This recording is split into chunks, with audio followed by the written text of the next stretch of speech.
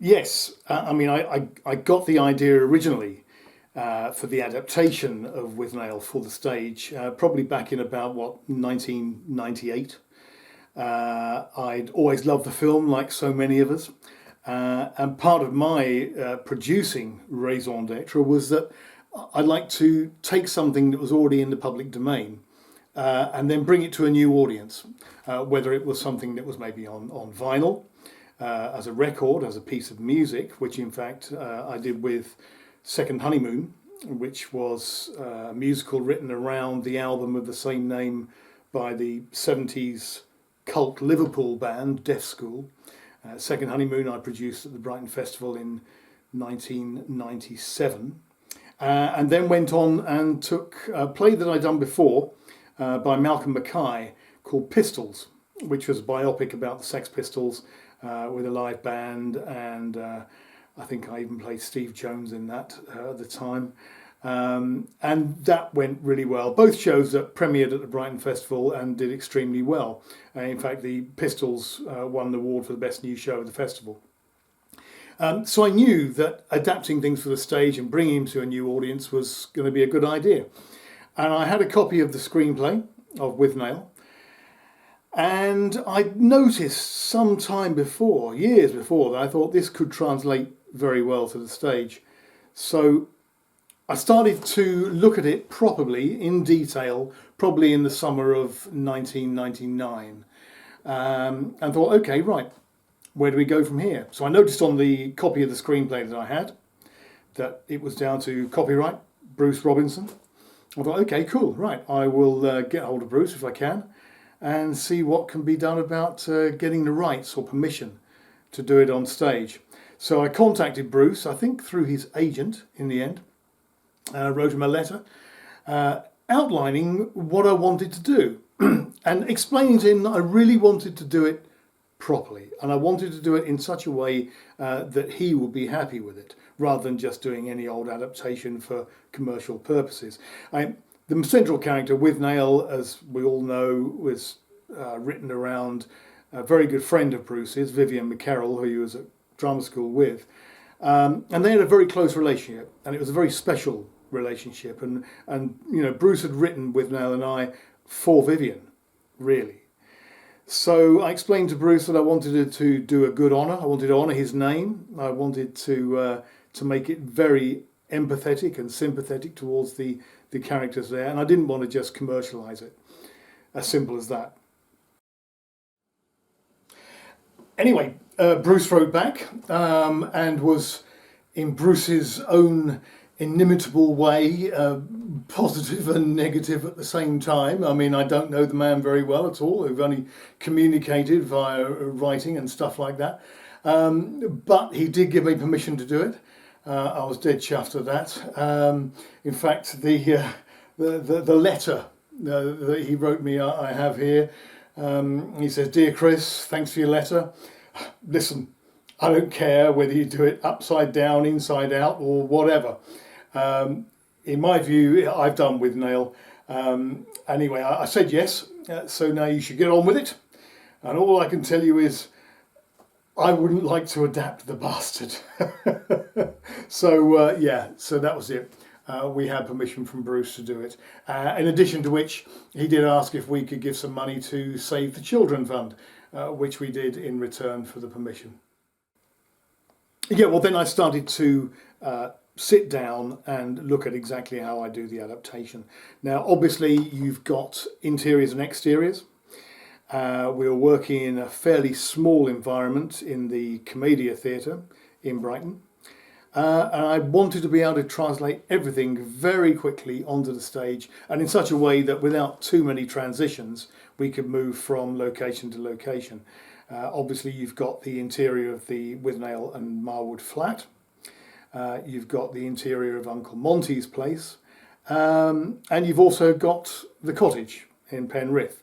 So those three very different locations had to be put into one.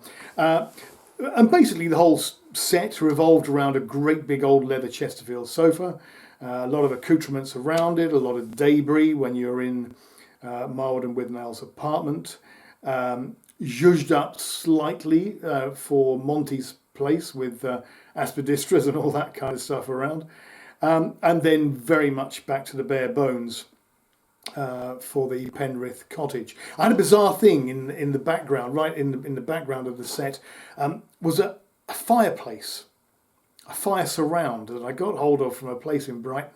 And it was actually made, it was a display model made of polystyrene, I think, basically, but it was slightly on an angle. It was all, if you look at the video at any point, the mantelpiece was just slightly tilted, and it was all a bit weird and a bit squiffy, which gave a totally surreal appearance to the whole thing.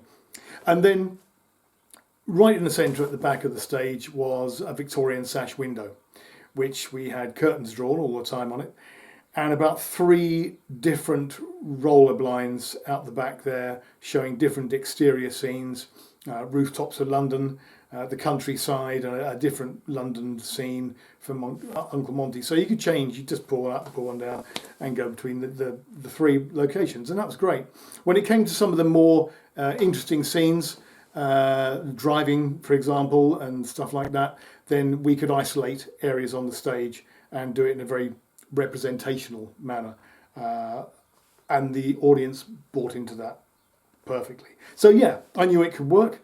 The characters are larger than life, but then with a truism that we could bring to all those characters to make them real, and an empathy between them and the audience, which was great and really, really worked. Yeah, casting. Well, casting, of course, was a massive issue, and something not to be taken lightly. If somebody once said to me years ago, if you cast a play properly, then that's 90% of your job done. Because if those actors understand where they're coming from, if they're the kind of people you want in those roles, and you can see something in those characters, in the actors, then you're halfway there. And so really, you know, a director's, the biggest part of a director's job is to cast the show properly. And who do you cast as Withnail and Marwood and Monty and these other great characters? Who do you cast as them? Now, with regard to Withnail, I had a very good friend down here in Brighton, wonderful actor, Mark Burgess. And Mark and I first worked together in Another Country at the Queen's Theatre, the Julian Mitchell story of basically Guy Burgess's school days. And I knew he was a good actor, and he moved down to Brighton. We saw each other regularly. I thought, yeah, you know, he'd done some other very good work on TV and stage work. And I thought, yeah, you can do justice to this. And Mark came in and we read a few scenes. It turned out that he'd seen the film once, many years before, hadn't revisited it since. And so, of course, the image of Withnail was really rather obscure in his memory. But because the words just leapt off the page, Mark soon came to grips with that very much. Richard Felix, who played Marwood, bizarre situation. I met him on the London to Brighton train. He lived down here in Brighton as well. We got chatting, we got talking. I realised what kind of an actor he was. Saw what he'd done, and we met up. And I gave him the script, and we had a good chat about it. And yeah, he liked it. Casting Uncle Monty was somewhat more difficult because this was a small show, but I knew it had great possibilities. I really wonder whether or not we should go for a name. And could I afford a name? Could I tempt a name of some kind to actually come into basically just a Brighton Festival Fringe production? And we did talk to people like Christopher Biggins and Gareth Hale, Ian McNeice, people like that. But in the end, I thought it doesn't need a big name. It just needs a good actor. And I went up to Spotlight, advertised the role, went up to Spotlight, and came back with a guy called Robert Austin, Bob, who was a wonderful actor, and he just nailed it straight away. and was so funny, so very, very funny, and really, he did the whole role justice from the word go, and all the other characters cast from people that I'd seen work before. I'm afraid nepotism at times can be a wonderful thing, but then I came across some great new talent for playing people like Jake the Poacher and Presuming Ed and loads of others. They all came into the show. Yeah. Well, one thing that I've always felt is really important to any play of any kind or any piece of theatre, any film even, is music. And music, there's plenty of that in Withnail. You've got all the Jimi Hendrix stuff going on. It sets the scene perfectly. And I felt that when it came to the opening of the show and setting the scene, I wanted to get something really special for that. And I knew a cellist, an American cellist by the name of Stan Adler. American guy, very funny man, very droll, and a fabulous cellist. And he, in a show I'd seen him do, did some outrageous electrical and with sound effects versions of tracks like All Along the Watchtower on a cello. Extraordinary. I mean, absolutely amazing. And so I contacted Stan and gulled him, told him what all this was about, and said I wanted him to reproduce a Whiter Shade of Pale for us, just for the opening of the show. Because, it's like the audience lights are on, the house lights are on, and they gradually go down. People are looking at the set as it's standing there, and you need something just to suddenly focus the audience onto the stage and make them know that something is going to happen. So Stan and I went into a studio, brought his cello in, and he recorded an extraordinary version of Whiter Shade of Pale, multi-tracked. The main track, the melody, slow, but straight through, and we put a little bit of an effect on it of some kind. But then he did another track over the top of it, a harmony track of some kind, I don't know what it was. But that track, we slowed down just a gnats, just a bit.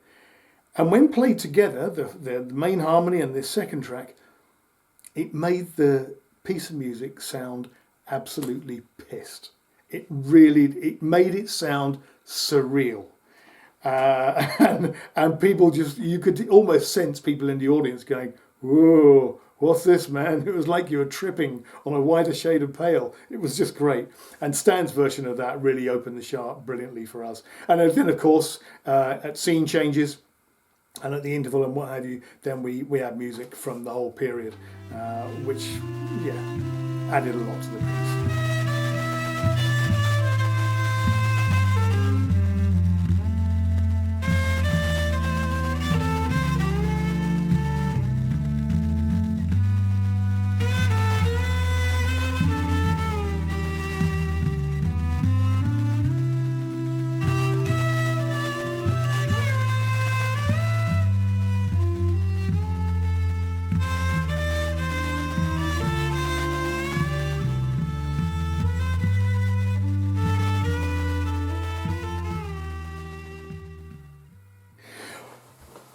Probably the most difficult part, of course, of putting together any show is raising the money.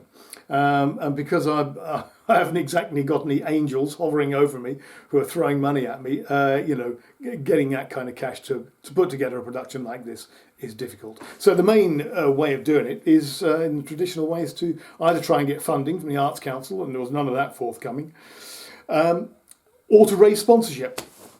And so I sold sponsorship packages for the show. And one of the companies that I actually went to try and get sponsorship for this was Paragon Entertainment.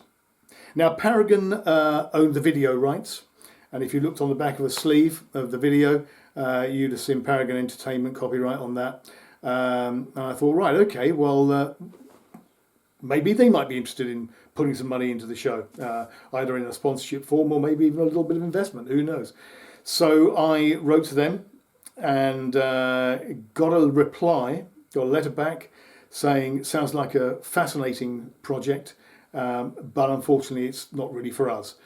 So sorry about that. but good luck with it. And I thought, great, well, okay, all right. I did in fact make another phone call to their offices later on and just thought I'd give an extra little probe, see if I could get anywhere. But the person I spoke to on the phone said no, it really wasn't for them. But good luck with it. So I thought, okay, fair enough. So no money from them. That was a shame because I thought they could have put some money into it. Well, the upshot of all this was that we were coming quite close to production time. And in fact, we were in rehearsals, 3 weeks of rehearsals, and probably only about 3 days before the show was due to open. I got a phone call on the mobile phone in the car. I couldn't take it because, of course, I was driving, but fortunately I managed to pull over and I rang the number back, and it was Paragon Entertainment in London. And I thought, oh, hello, what we got here? And the voice that answered was a guy called Patrick Meehan. And Patrick was the CEO of Paragon. And in fact, at that time, exactly at that time in 1999, Paragon had been taken over by Equator Films, which was Patrick's company. So we are now looking at Equator rather than Paragon. And he said to me on the phone, he said, yes, Mr. Beaumont. I said, yeah, lovely, yeah, good to talk to you. Yeah. He said, I understand you're doing a stage adaptation of Withnail. So I said, yeah, absolutely. Are you interested? And he said, well, I'm interested, but in the wrong way, really. He said, who gave you permission to do this? So I said, well, Bruce. I went straight to Bruce and got the permission there. And he said, well, actually, Bruce doesn't have the power to grant rights to anybody else for doing anything like this. He sold the rights to Handmade just after the film had been released, and so he didn't hold the rights to do this. I said, right, okay. Who does own the rights? He said, well, we do. And I went, oh, right, okay. And bear in mind, we're now 3 days before the show is due to open. Anyway, I said to him, I told him, look, well, I've been in touch with Equator, Paragon, to see about sponsorship, and I got a letter back from somebody in your offices. And I even spoke to somebody. And they said that, yeah, no, fine, or whatever, we're not really interested, but good luck, sort of thing. And at that point, he sort of stopped and realised that a lack of communication in his company had kind of given me tacit permission to do it, really. So after some more phone calls, he came back and he said, okay, I'll tell you what, I'll grant you permission to do this limited run. It's only 12 shows. Do this limited run. We will come down and see the show. We'll have a look at it, judge whether it's a good adaptation, whether it works for the stage, and then maybe as a result of all that, then we can go into a co-production to see if the show is worth taking anywhere else. Because I told him that, yeah, I thought it could tour nationally. I thought it could go into the West End and all the rest of it. And so he said, oh, okay, all right, we'll look at that. I'll send somebody down to see the show. Okay, fine. So I thought that was the result there. I managed to sort that one out. And so the show was able to go ahead. So he gave me the permission, and as a result of which I got a letter from Equator Films and from Clinton's solicitors, their solicitors, dated 10th of May 2000, just before the show was about to open. Brighton Festival, of course, takes place during May, so there we were. And they say here, we act for Handmade Films Limited, who own the copyright in the above work. Notwithstanding the fact that you've proceeded to develop and adapt our client's work, we write to confirm the agreement of Handmade Films Limited solely insofar as they are concerned to your proposed presentation and adaptation of the original cinematic work. And basically, that was it, giving us permission. Finally, our clients wish to extend their best wishes to you in respect to the Brighton production, which they hope will enjoy critical success. So, yeah, I got that permission. That was really great. The final thing was before we actually got into production, I did get a letter from Richard Griffiths. I wrote to Richard and to Richard E. Grant and everybody involved, suggesting they might like to come along if they were free. Richard Griffiths wrote back and said, "Dear Mr. Beaumont, thank you for inviting me to attend the opening of Withnail and I in Brighton during May. I'm afraid that I expect to be in America until the middle of June, so I will not be able to attend. Give my love to Bruce and Ralph. Please extend my best wishes to your thespian team, and I would love to extend them all a warm hand on your opening." Good luck, Richard Griffiths. So that was lovely. So, good magnanimous support there, and we went ahead with the show. Well, yeah. What can I say? The show was a massive success. It sold out completely for the 12 nights at Comedia. Comedia, a venue who were struggling a bit at the time, and it saved their Brighton Festival and saved their bacon. 12 nights, completely sold out. Great bar business and all the rest of it, and did really well. We had people coming along in costume. We had audience members in Withnail coats. We had some dressed as Uncle Monty. We had some dressed as like Jake the Poacher and stuff like that. And people coming back 2 or 3 times. We had people uttering the lines in the audience as they were coming up. They knew the film so well. They knew when a scene was coming up and when a line was coming up, be it cakes and fine wine or whatever. People just absolutely roared with laughter and were totally involved with the whole thing. It in a different way, in a more subtle way, it did remind me of Rocky Horror. The Rocky Horror show, where people now, they go along to, what it's like, holding up the telephones and the candles and the lighters and everything, and singing along with the songs. It reminded me just a little bit of that, and I thought we've got a winner here. We've got a massive show, and the reviews are fantastic. Mark Burgess's performance as Withnail was colossal. He was superb. He didn't go back and look at the film again before the performance, but what came off the page to him and to Richard Felix as Marwood and the whole company, it just leapt out of them, and they produced something that was really special. And the final scene, where in the film, obviously, Withnail is walking along in the rain at Regent's Park. In our version, while he was sitting in their apartment in an ever-reducing spotlight with a bottle of wine. Marwood's gone by this time. He's got a bottle of wine. And he does that speech. And it was immense.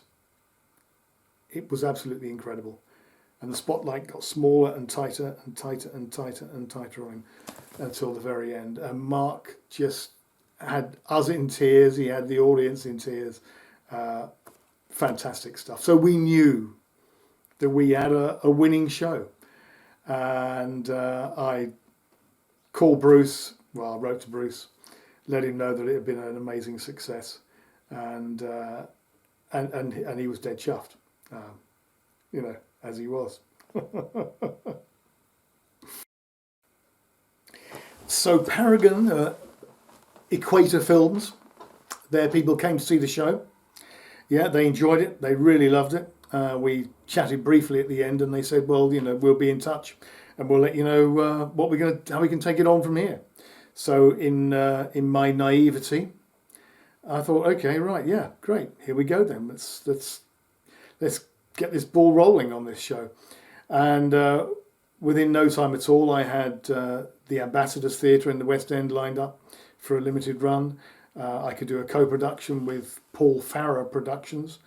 He was very interested in doing it and had done West End shows and number 1 tours as well, so we could go into co-production there as well.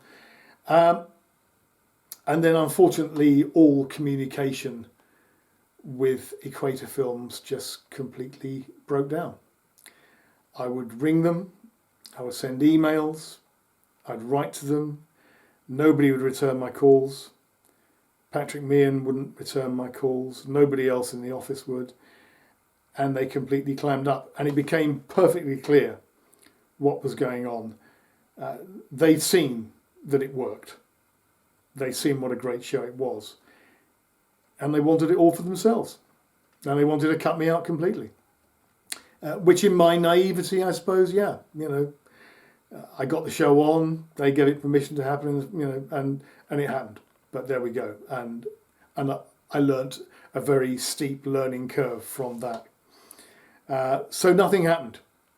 And probably about a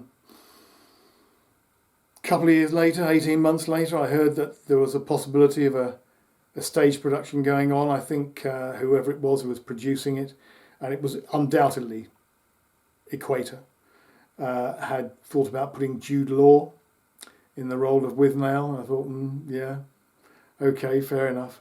But in the end, nothing happened.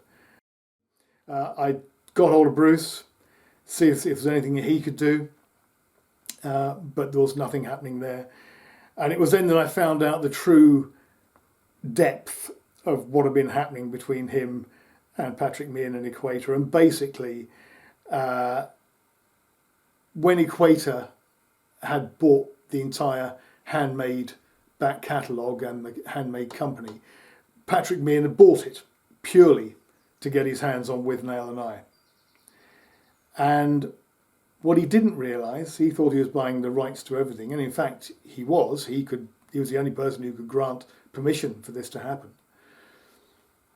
But he didn't realise, and it really comes down to his lawyers, that Bruce still had a power of veto over anything that anybody wanted to do with the subject material or the show or the film or whatever. And Patrick Meehan had tried to do such things as a spin-off TV series. He tried to release a record, a song called the Withnail Drinking Song. And all of these were completely an anathema to Bruce, who didn't want anything to be done with the product like that. He was obviously happy for me to do mine, which was extraordinary, but not the kind of stuff that Patrick Meehan was doing. Also coupled with the fact that Equator and Handmade and everybody who owned those rights, those video rights, etc., owed him a lot of money. And I don't think Bruce was particularly well off at the time, and they owed him a lot of money, and so there was a lot of animosity there, and the relationship between the two of them was pretty sour. So I would imagine as well that from Patrick Meehan's point of view, knowing that Bruce and I were on speaking terms and had a decent relationship, as it were, he then wanted to get a slap back at Bruce and say, well, anything that you're happy with, I'm not going to let happen either. And I think that I got basically caught in the middle of a very sour situation. And Bruce, of course, though, he still had power of veto. So even if Patrick Meehan wanted to do a stage version, Bruce could stop that. And I think that's basically what has happened over the years. And Bruce said, well, if he ever tries to put anything on like that without my permission, I think his words were, I'll sue him to hell and back, or words to that effect anyway. But because he knew that he had the complete power of veto. So I'm afraid that at this point in time, we don't know what the situation is at all. I haven't spoken to Bruce for a good many years now, and so the whole thing is very much up in the air. So basically, what is the overall history of Withnail and I, Handmade Films and Equator Films, etc.? Well, in 1994, Handmade Films was bought out by Paragon Entertainment, the video production company that we talked about. And in 1999, Patrick Meehan then took over Paragon and brought it under the umbrella of Equator Films. So we're gradually moving down a line here.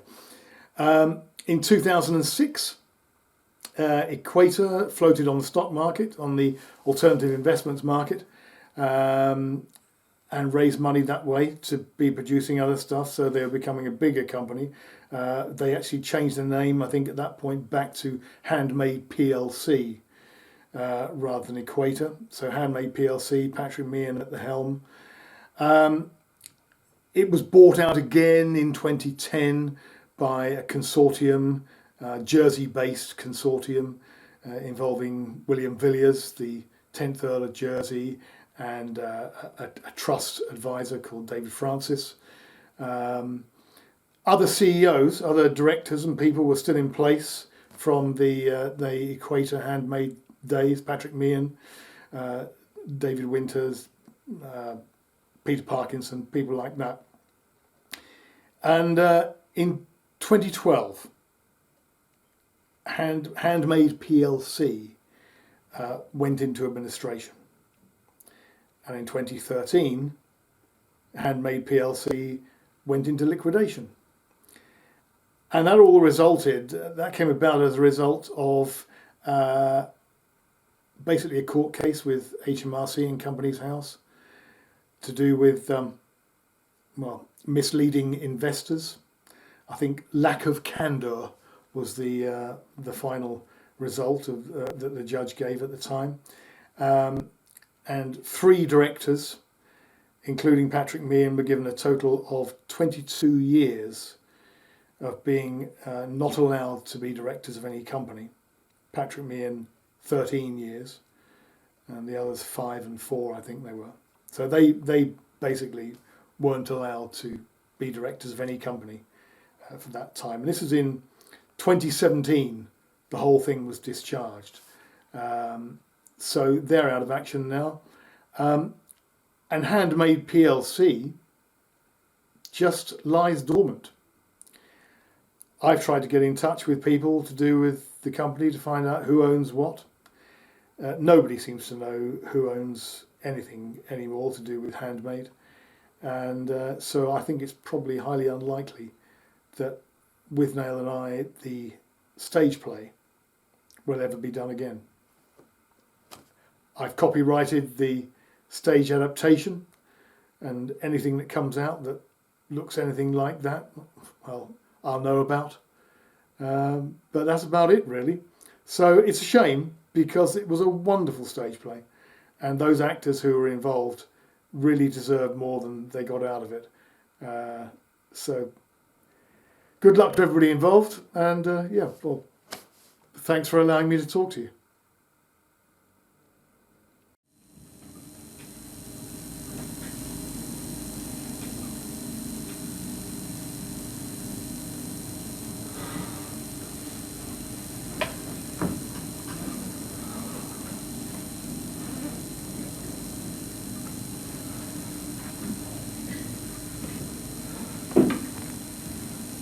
I have of late, though wherefore I know not, lost all my mirth.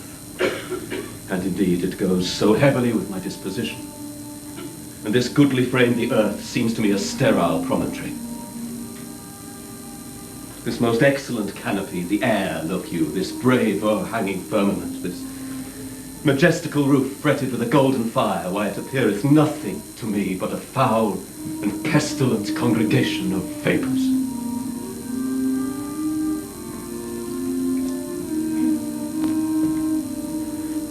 What a piece of work is man. How noble in reason. How infinite in faculties. How like an angel in apprehension. How like a god. The beauty of the world. The paragon of animals. And yet, to me, what is this quintessence of dust? Man delights not me. No. Nor women neither. Nor women neither.